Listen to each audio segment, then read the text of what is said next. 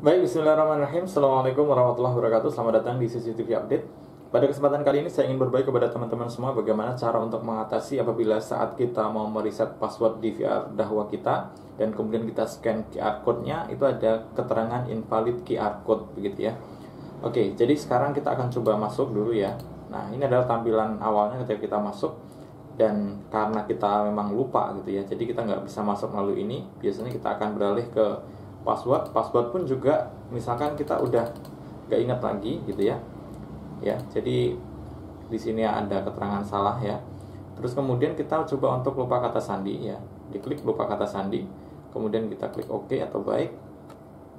Nah, kemudian kita akan buka aplikasi DMSS-nya ya, karena ini Dahwa jadi menggunakan aplikasi DMSS. Oke, sekarang kita buka.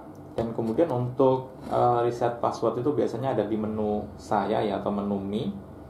Kemudian masuk ke Tool Manager. Terus kemudian kita pilih yang Device Password Management. Nah, kemudian di sini kita klik plus di atas ya. Terus kemudian kita scan.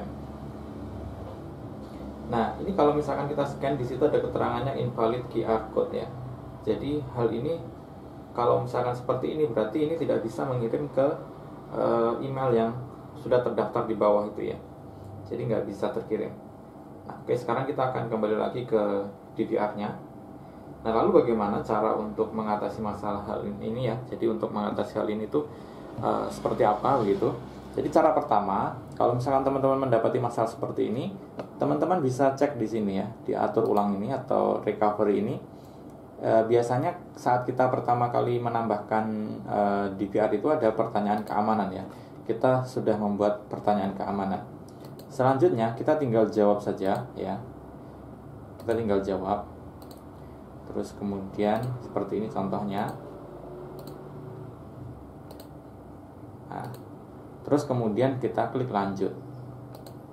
Nah, ini sudah bisa mengatur kata sandi baru atau membuat kata sandi baru. Tetapi ketika teman-teman itu tidak tahu ya, atau misalkan lupa dengan pertanyaan keamanan juga, atau ternyata teman-teman itu mendapati DVR milik orang lain yang teman-teman diperbantukan di situ atau dimintai tolong begitu.